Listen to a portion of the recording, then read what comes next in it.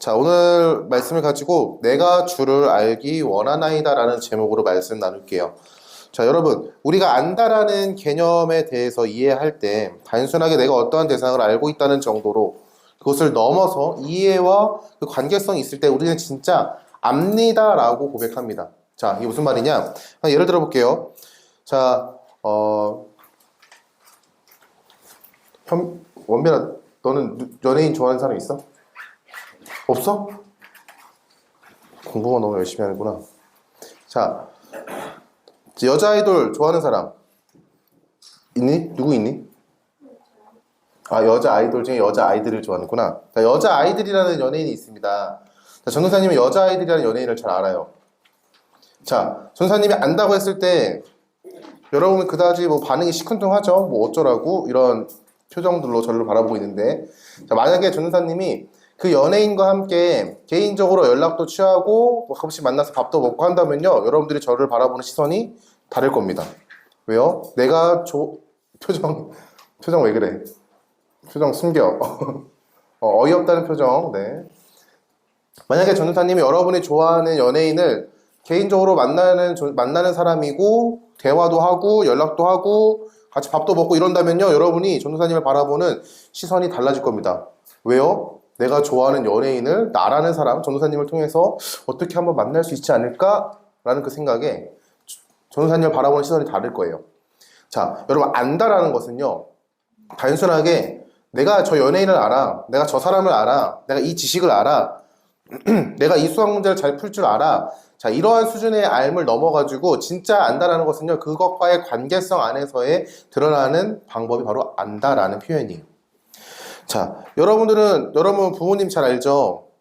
전도사님은 여러분 부모님에 대해서 잘 몰라요. 알지만 다 알진 않아요.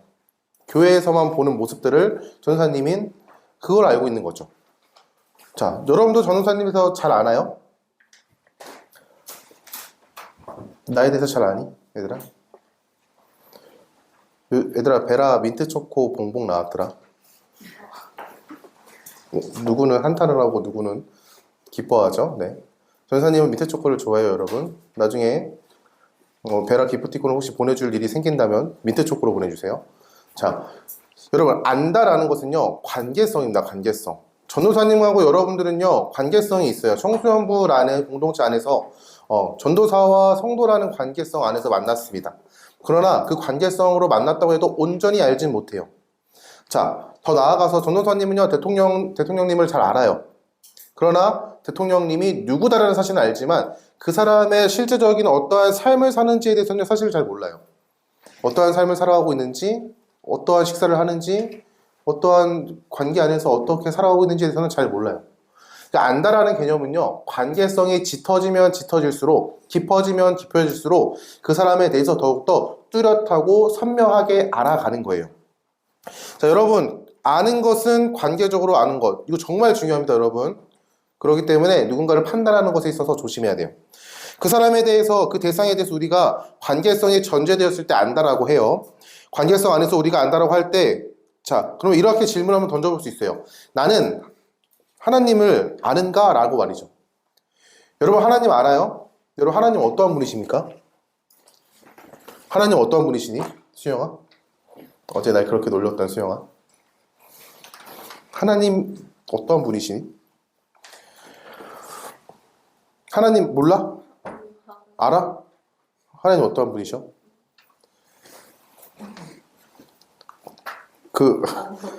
입교 거기 공부하는 데서 안 나와. 하나님 어떠한 분이셔? 창조주가 되셔. 봤어? 하나님이 창조하신 거? 뚝딱뚝딱 뭘 만드시는 거 봤나? 가은아, 넌 하나님 어떤 분이시니?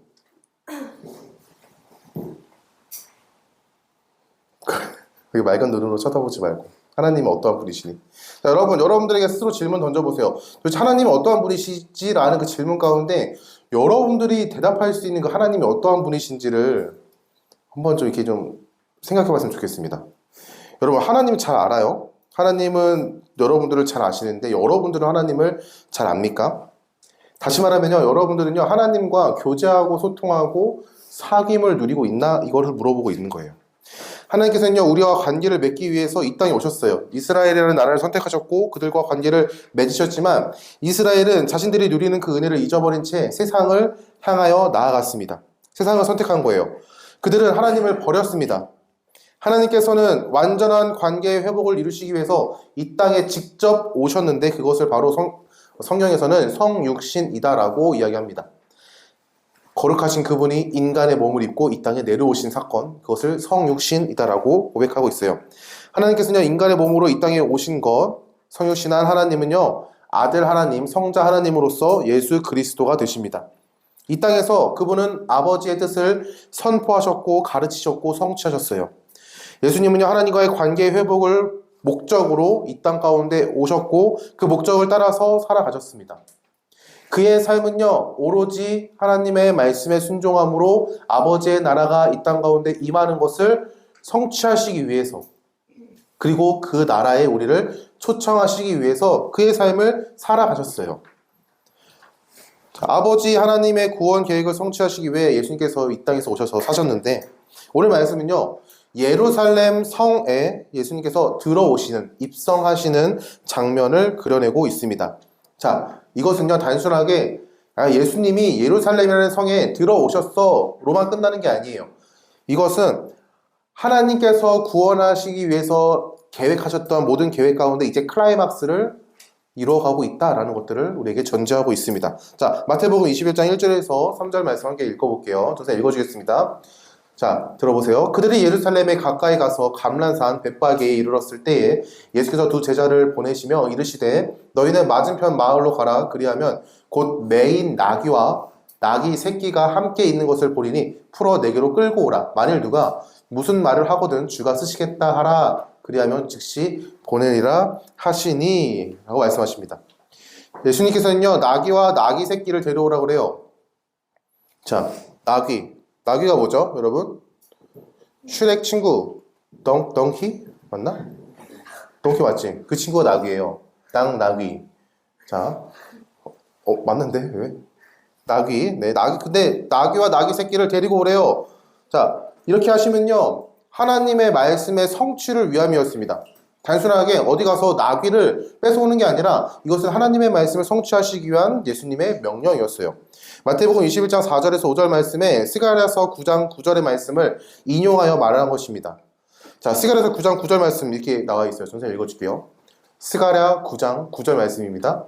시온에 따라 크게 기뻐할지어다. 예루살렘에 따라 즐거워 부를지어다. 보라, 네 왕이 내게 임하시나니 그는 공의로우시며 구원을 베푸시며 겸손하여서 나귀를 타시나니 나귀의 작은 것 곧 새끼, 나귀 새끼니라 라고 얘기합니다. 자, 여러분, 당나귀 본 적 있어요?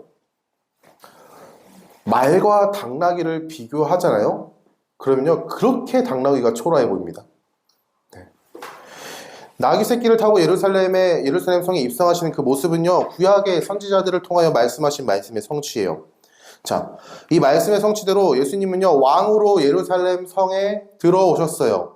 자, 여러분, 예루살렘이라는 성경에 진짜 많이 나오죠. 예루살렘이라는 단어의 뜻이 뭔지 알려줄게요. 자, 예루라는 것은요, 예루살렘의 예루라는 그 앞에 글자는요, 기초, 터라는 뜻을 의미합니다. 그리고 살렘은요, 우리 샬롬이 있죠. 자, 샬롬이가 쓰는 저 단어와 똑같은 평화라는 샬롬에서 파생된 단어로서요. 자, 평화라는, 화평이라는 것을 의미하고 있어요. 그러니까 예루살렘이라는 단어의 뜻은요, 평화의 도시, 화평의 도시, 화평의 터, 화평의 장소, 평화의 장소라는 것들을 의미하고 있습니다. 자, 평화의 도시에 예수님께서 들어오셨어요. 예수님은 어떤 분이시냐면요, 스가랴의 고백과 같이 공의하시며 구원을 베푸시고 겸손하신 분입니다. 예수님은 공의와 심판의 주권을 가지신 왕으로서 평화의 도시에 입성하셨습니다. 자, 그러나 예수님의 모습은요, 다른 나라의 어떠한 화려한 등장보다는 참 초라하다라고 느끼는 등장들로 들어오세요. 자, 아까 말했죠. 말과 나귀는요, 같이 놀면요, 너무나도 나귀가 초라해 보입니다. 다리도 짧고, 작고, 생긴 것도 못생겨 보이고, 이걸 타고 들어오셨을까라는 생각을 많이 하게 돼요. 자, 여러분 한번 생각해 보세요. 다른 나라의 왕이 들어갔어요. 자, 다른 나라가 아니어도 자기 나라의 왕이 그 왕에 들어갔습니다. 나라에 들어갔어요. 자, 어떻게 들어갈 것 같아요, 여러분? 어? 맞아, 요즘은 롤스로이스 타죠. 여러분, 다른 나라 미국 대통령이 이 땅에 왔어요. 우리나라에 왔어요. 근데 제일 좋은 차를 대접할 거 아니야. 아까 뭐 롤스로이스가 될 수 있고 뭐 비싼 차들 많겠죠. 근데 자, 비난하는 건 아니에요. 자, 롤스로이스와 비교했을 때 마티즈는요. 여러분 대충 무슨 느낌인지 알죠? 롤스로이스 차를 보다가 내가 저걸 탈 수 있다고 하다가 마티즈를 하고 골다 돌리면요. 왜? 그런 거예요. 지금 예수님께서 예루살렘 성에 들어오시는데 저분은 가장 멋진 말, 화려하게 치장된 말을 타고 들어오실 것만 같은데 당나귀를 타고 들어오시네? 그것도 나귀의 새끼를 타고 들어오시네? 미국 대통령이 롤스로이스를 타고 올 것만 같은데 마티즈를 타고 들어오시네? 조수석에 문 딱 열고 팔 딱 걸치고 헬로우 코리안 이러면서 자, 초라해 보입니다. 그러나 그게 하나님께서 말씀하신 것에 대한 성취였어요. 예수님께서 성에 들어오시는 그 모습을 보고 사람들이 모였습니다. 많은 사람이 모였고 예수님을 환영했어요. 그들이 예수님을 환영하면서 보인 모습은 다음과 같아요. 마태복음 21장 8절에서 9절 말씀 이렇게 얘기합니다. 무리의 대다수는 그들의 겉옷을 길에 펴고 다른 이들은 나뭇가지를 베어 길에 펴고 앞에서 가고 뒤에서 따르는 무리가 소리 높여 이르되 호산나 다윗의 자손이여 찬송하리로다 주의 이름으로 오시는 이여 가장 높은 곳에서 호산나 하더라 라고 얘기합니다. 예수님을 환영하는 그 모습은요 다음과 같았어요. 대다수의 사람들은 자신의 겉옷을 바닥에 깔았습니다. 여러분, 겉옷이요 우리가 생각하는 그냥 이런 외투 겉옷이라 생각하면 안 돼요. 그 사람에게 있어서는요 삶의 전부입니다. 겉옷은요 잠잘 때는 이불이 되고요 낮에는요 뜨거운 태양볕을 견딜 수 있는 그늘이 됩니다. 그 겉옷을 벗었다는 거예요. 그 겉옷을 땅에 벗어놓고 어떤 사람들은 나뭇가지를 베어서 길에 폈어요. 그리고 그 오시는 그분들을 따라가면서 이렇게 찬양하는 거예요. 호산나 다윗의 자손이여 찬송하리로다 주의 이름으로 오시는 이여 가장 높은 곳에서 호산나 라고 말이죠. 자, 여러분 호산나라는 뜻은요 시편 118편 25절 말씀에 이렇게 나와 있어요. 구원하소서라고 얘기합니다. 그러니까 이렇게 얘기한 거예요. 구원하소서 다윗의 자손이여 이렇게 얘기한 거예요. 자, 다윗의 자손이라는 말은 하나님께서 다윗의 혈통으로 우리에게 보내신다라고 약속하신 그 메시아 구원자를 의미하고 있어요. 또한 주의 이름으로 오시는 이여 이렇게 고백하는 것은 여호와의 이름, 하나님의 이름으로 오시는 이, 하나님께서 보내신 그 사람이라는 고백을 하고 있습니다. 이거를 좀 더 쉽게 풀이하자면은 구원하소서 다윗의 자손 구원자이시여 찬송합니다. 하나님께서 보내신 그분 가장 높은 곳에서 우리를 구원하소서라고 얘기하는 거예요. 자, 여러분, 그런데 예수님을 이렇게 찬양하는 무리가 있는 반면에 예수님에 대해서 전혀 모르는 사람들이 있었어요. 막 소동이 일어나니까 야, 도대체 뭔 소리야? 무슨 일이야? 뭐지? 여러분, 만약에 여기에 동탄역에 여자 아이들이 왔으면요 지금 여러분 여기 없을 수도 있어요. 여기 있었어요. 저도 있었어요. 아, 고마워. 아, 그렇구나. 못하기는 모를까. 안 고마워. 자, 여러분 막 시끌벅적한 거예요. 저기 예수님의 무리가 막 시끌벅적하니까 이제 사람들이 이게 뭔 소리야 하고 바라봤더니 이렇게 얘기해줘요. 마태복음 21장 10절에서 11절 말씀에 예수께서 예루살렘에 들어가시니 온 성이 소동하여 이르되 이는 누구냐 하거늘 무리가 이르되 갈릴리 나사렛에서 나온 선지자 예수라 하니라 라고 얘기합니다. 예수님께서 예루살렘 성에 입성하실 때 예수님을 맞이했던 자들은요 두 가지 부류였어요. 첫 번째 한 부류는 예수님을 환영하고 찬양하는 사람들이었고요. 또 다른 부류는요 예수님이 누군지 몰랐던 사람들이었어요. 자, 이 두 부류의 모습은요 서로 상반돼 보입니다. 한쪽은 잘 아는 것 같고 한쪽은 아무도 모르는 것 같아요. 근데 이 두 부류 모두가 하나님을 잘 몰랐습니다. 아이러니하죠? 무리가 예수님을 향한 예수님이 저 사람 누구야? 라고 물어봤을 때 그 무리에 있던 어떠한 한 사람이 했던 말이 뭐냐? 나사렛에서 나온 선지자 예수입니다 라고 얘기합니다. 자, 여러분 아이러니하죠? 예수님을 향해서 구원하소서, 구원 메시아이신 예수님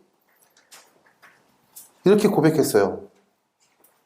근데 야, 저 사람 누구야? 라는 질문에 뭐라고 대답하냐면은 갈릴리 나사렛에서 나온 선지자 예수라는 사람이야 라고 얘기하고 있는 거예요. 자, 여러분 예수님을 몰랐던 부류에 대해서는 모두가 예수님에 대해서 잘 몰랐다라고 이해할 것입니다. 그런데 예수님을 환영했던 부류도 예수님에 대해서 잘 몰랐어요. 아이러니하죠?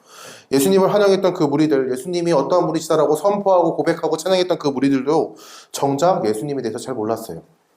그저 갈릴리라는 나사렛 지역에 있는 지역에서 나온 선지자 한 명, 또는 자신들이 원하는 로마라는 압제에서 자신들을 구원해줄 어떠한 왕과 같은 존재, 다윗의 혈통으로 이 땅에 오겠다라고 이야기를 했지만 그 왕은 사실은 이 땅에서 죽음으로써 우리에게 구원을 허락하시는데 그렇지 않고 저 로마를 무너뜨릴 수 있는 강대한 힘을 가진 분이다라고 생각했습니다. 여러분 나중에 가면요 모든 사람들이 예수님을 부정합니다. 예수님의 십자가를 지고 갈 때 모든 사람들이 예수님을 부정하고 정죄하고 예수님을 향하여 욕합니다. 그들은 예수님을 찬양했지만 예수님이 어떠한 분인지 몰랐어요. 그냥 사람들에 휘둘려서 혹시나 나에게 뭔가 좋은 혜택이 주어지지 않을까라고 생각하면서 그저 예수님을 따랐던 것이죠. 자, 그렇다면 여러분들에게는요 예수님이 어떠한 분이신가요? 여러분에게 있어서 예수님은 도대체 어떠한 분이세요? 여기 나와 있던 사람처럼 군대를 일으켜가지고 강대국을 진멸하고 이스라엘 백성들을 압제해서 구원하시는 그 하나님, 그 왕입니까? 그런 구원자로 여러분들에게 다가옵니까? 여러분에게 예수님은 도대체 어떤 분이신지를 한번 생각해 보십시오.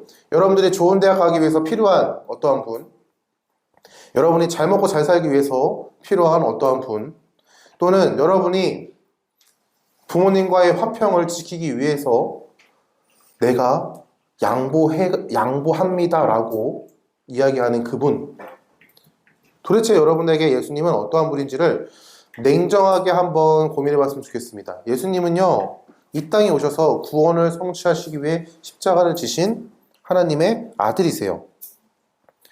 사실은 예수님 이 땅에 오실 구원자 메시아에 대해서 구약의 말씀부터 그가 어떠한 삶을 살 거야 라고, 그의 최후가 어떠할 거야 라고 분명하게 말씀해 주셨습니다. 자, 이사야 53장 4절에서 54장 5절 말씀에 예수님께서 이 땅에 오셔서, 메시아가 이 땅에 오셔서 어떠한 삶을 살 거다라고 얘기했어요. 자, 세 번역으로 한번 볼게요. 자, 여러분 잘 들어보세요. 한번 상상했으면 좋겠습니다. 자, 그는 예수님이에요. 메시아 구원자입니다. 그는 실로 우리가 받아야 할 고통을 대신 받고 우리가 겪어야 할 슬픔을 대신 겪었다. 그러나 우리는 그가 징벌을 받아서 하나님에게 맞으며 고난을 받는다고 생각하였다. 그러나 그가 찔린 것은 우리의 허물 때문이고 그가 상처를 받은 것은 우리의 악함 때문이다. 그가 징계를 받음으로써 우리가 평화를 누리고 그가 매를 맞음으로써 우리의 병이 나았다. 우리는 모두 양처럼 길을 잃고 각기 제 갈 길로 흩어졌으나 주님께서 우리 모두의 죄악을 그에게 지우셨다.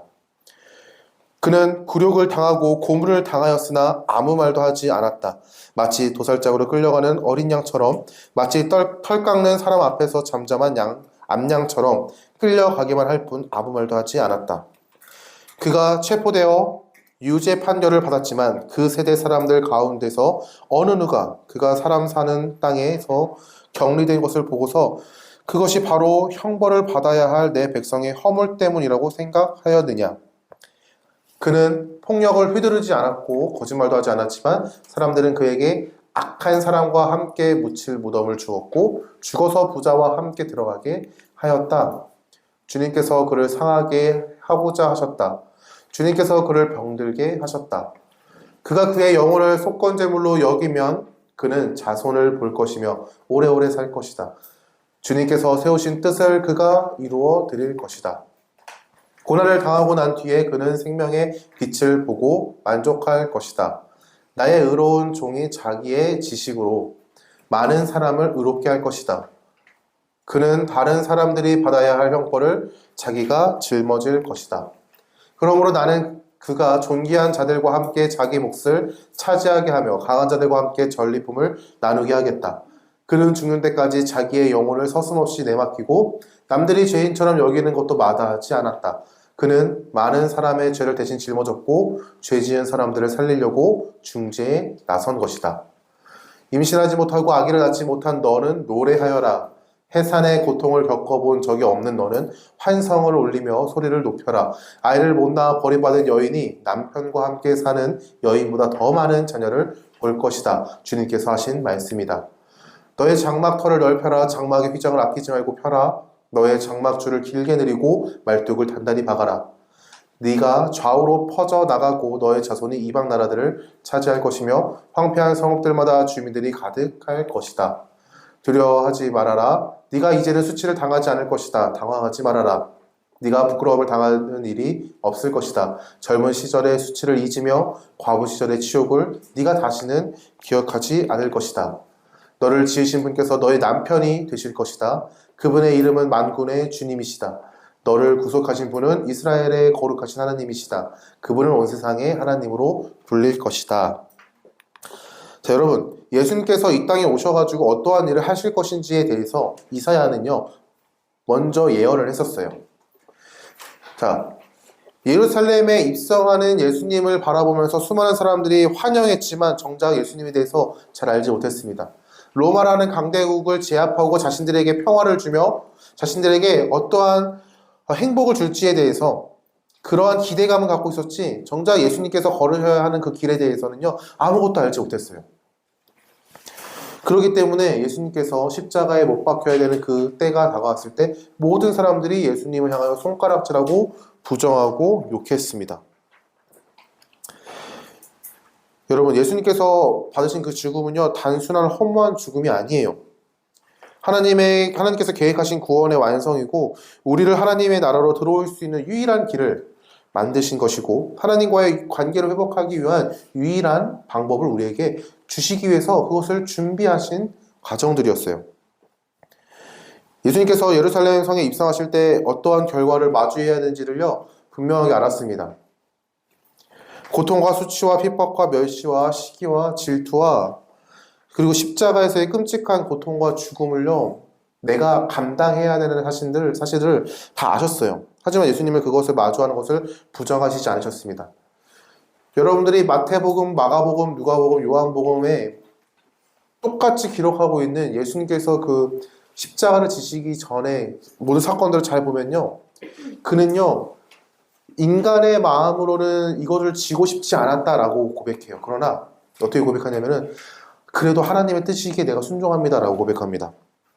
하나님이신 분이 말씀 아래 태어나셔서 말씀의 순종을 이루셨고, 아버지 하나님께 죽기까지 복종하시면서 우리를 위해서 구원을 주셨어요. 여러분, 예수님에 대해서 많이 들었죠. 우리 모태신앙인 친구들은 어릴 때부터 예수님에 대해서 많이 들었을 거예요. 전도사님보다 신앙생활을 더 오래 한 친구들이 있을 수 있습니다. 아영 선생님 같은 경우는 신앙생활이 20년 됐죠. 전도사님은 이제 14년 됐거든요. 신앙생활로 따지면요, 아영 선생님이 더 많이 했어요. 맞아요. 자, 여러분, 여기서 전도사님보다 신앙생활 많이 한 친구들 있죠. 나는 모태신앙이다. 근데 나는 14살 이상이다. 전도사님보다 다 많이 했네요. 근데 여러분, 예수님이 잘 알아요? 여러분, 안다라는 것은요, 관계성 안에서의 알아가는 것입니다. 관계가 쌓이고 쌓일 때 우리가 그분을 더 잘 알아간다라고 고백할 수 있는 거예요. 예수님을 환영했던 사람들은요, 예수님을 잘 알지 못했습니다. 그들은 그저 자신에게 어떠한 것을 줄 수 있는 분 정도로만 생각했어요. 마치 우리가 연예인에 대해서 들어서 많이는 않았지만 정작 그의 아픔과 슬픔과 어려움까지 다 알지 못하는 것처럼 그들은요, 그저 예수님의 겉모습만 바라보고 혹시나 내게 무언가를 주지 않을까? 이 정도로만 생각했어요. 이스라엘 백성들은 자신의 힘으로 하나님에 대해서 모든 것을 알 수 없었습니다. 그렇기 때문에 예수님께서 이 땅에 오셨습니다. 하나님의 아들이신 그분이 굳이 시간과 장소의 제약을 받지 않는 그분이 굳이 시간을 뚫고 이 땅에 오셨고 굳이 땅을 딛고 살지 않으셔도 되는 그분이 인간의 몸으로 오셔서 땅을 딛고 살아가셨어요. 그리고 그는 하나님의 말씀을 가르치셨고 하나님의 뜻을 선포하셨습니다. 가난한 자들과 병든 자에게 찾아가셔서 하나님의 사랑을 전하셨고 그들에게 하나님의 마음이 어떠한지를 이야기해 주셨어요. 예수님께서는요, 이스라엘 백성들에게 찾아오신 것처럼 여러분 우리에게도 똑같이 찾아오세요. 예수님을 만났던 사람들을 통해서 우리는요, 교회라는 공동체 안으로 초대받았습니다. 그렇죠? 교회 안에서 하나님의 말씀을 들을 수 있는 기회도 허락해 주셨어요. 목사라는 사람을 통해서, 전도사라는 사람을 통해서 하나님의 말씀이 어떠한지에 대해서, 하나님의 마음이 어떠한지에 대해서 듣게 해주셨어요. 또한 예수님께서 찬양과 기도와 설교 가운데 우리의 마음을 끊임없이 두드리시고 우리의 마음의 문을 여시고 들어오십니다. 남들에게는 말할 수 없는 우리의 아픔과 고통과 수치와 연약함들이 있는데 나조차도 그것을 품지 못해서 내 마음 한켠에 숨겨뒀던 그것들을요, 예수님께서는 다 들춰내시고 그것을요 품어서 자신의 것으로 삼으셨어요. 그것을 품으셔가지고 너 왜 이거밖에 못하냐고 꾸짖는 것이 아니라 이것들을 모두 치유하시고 덮으시고 사랑으로 메꿔주셨단 말이에요. 그리고 우리에게 이렇게 말씀하세요. 사랑하는 나의 아들아, 사랑하는 나의 딸아 라고 말씀해 주십니다. 여러분, 우리는 하나님을 부정하고 저주하고 외면했던 사람입니다. 모태신앙 아닌 친구들은 하나님에 대해서 어떻게 생각했는지 모르겠지만 전도사님은요 20살 때부터 교회를 다녔어요. 그래서 고등학교 때 교회 다니는 친구들을요 그렇게 괴롭혔어요. 아이러니하죠. 교회 다니는 친구를 괴롭히던 사람이 교회에서 하나님의 말씀을 전하고 있는 거 보면요. 그런데 그런 우리를 하나님이신 예수님께서는요 그냥 내버려 두시지 않으셨습니다. 하나님을 부정했던 자, 저주했던 자, 하나님을 따랐던, 하나님을 믿는 사람들을 괴롭히고 핍박했던 사람들, 그 사람들을요 그냥 내버려 두시지 않으세요. 그들을 징계하시고 벌 주시는 것이 아니라 그들에게서 찾아가셔서 똑같이 우리에게 은혜를 베풀어 주셨어요. 우리가 시선을 돌리고 고개를 돌리고 하나님의 부르시는 음성을 외면하는 그 가운데서도, 무시하는 그 가운데서도 우리를 품으시고 오래 참으시고 사랑하셨다라는 것이죠. 여러분, 그게 은혜입니다. 여러분, 예수님 잘 알아요? 여러분, 예수님을 잘 알길 바랍니다. 예수님에 대해서 잘 알 수 있길 바라요. 단순하게 성경에서 말하는 지식적인 예수님이 아니라 여러분의 삶에서 만난 예수님을 잘 알 수 있길 바라요.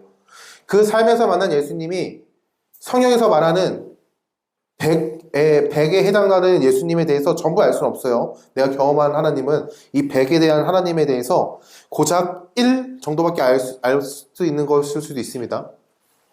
그렇지만 그 1을 통해서 100에 해당하는 하나님을 알아가는 거예요. 어떻게? 깊게. 단순하게 겉핥기가 아니라 깊게 그 하나님을 알아간다라는 거예요. 전사님은 20살 때 예수님을 인격적으로 만났습니다. 그래서 여러분들이 참 부러워요. 전사님이 청소년기 때 예수님을 만났다면, 아니 교회를 다녔다면 전사님의 삶은 조금은 달라졌을 거다라고 확신하기 때문에, 그래서 여러분들이 사실 부러워요. 그리고 부러운 것만큼 여러분들이 기대가 됩니다. 예수님을 인격적으로 만난 성도는요, 네, 다릅니다. 왜 살아가는 이유 자체가 다르고요, 공부하는 이유 자체가 다르고요, 그리고 세상에서 살아가는 그 모습 자체가 달라요. 전도사님과 선생님들이 간절히 바라고 원하는 건요 단 한 가지예요. 여러분 좋은 대학 가면 좋겠죠. 네, 그러나 여러분들이 좋은 대학을 간 그 전에 먼저 여러분들이 예수님을 인격적으로 만났으면 좋겠습니다. 예수님이 정말 나의 구주가 되셨으면 좋겠어요. 단순하게 부모님이 예수님은 구원자야, 성경에서 예수님은 하나님의 아들이야, 예수님은 우리에게 오시는 사랑이 많으신 분이야, 단순하게 글로만 배우는 것이 아니라 여러분이 그것을 체험했으면 좋겠어요. 여러분들을 외면하지 않으시고 품으시고 여러분들이 부정하고 밀어내는 그 예수님이 계속해서 여러분에게 찾아오시고 여러분의 마음 문을 계속 두드리실 것입니다. 그리고 여러분의 마음의 문을 열고 들어가셔서 여러분과 함께 기쁨의 교제를 나누실 거예요. 그 예수님께서는 지금도 여러분의 마음의 문을 두드리고 계세요. 그 예수님과 함께 기뻐할 수 있게 소망합니다. 자, 여러분 오늘 부활절, 다음 주 부활절이죠. 자, 부활절 전주를 종려주일이라고 합니다. 예수님께서 예루살렘에 입성하신 것을 기념하여 그날을 지키는 것이죠. 그리고 이번 한 주는요, 예수님께서 고난 받으신 것에 대해서 기억하고 그 안에서 하나님의 말씀을 묵상하는 한 주를 살아갈 것입니다. 여러분들이 예수님께서 여러분에게 구원을 주시기 위해서 예수님은요, 십자가와 죽음을 통과하셨다는 사실을 기억할 수 있기를 소망합니다. 그리고 이 한 주를 살아가면서 여러분에게 허락하시는 그 말씀, 그 은혜, 그 기쁨들을 누릴 수 있길 바라요. 그리고 그것을 누군가에게 전할 수 있기도 소망합니다. 여러분이 그런 한 주를 살아갈 수 있기를, 그런 청소년부가 될 수 있기를 예수님의 이름으로 축원합니다.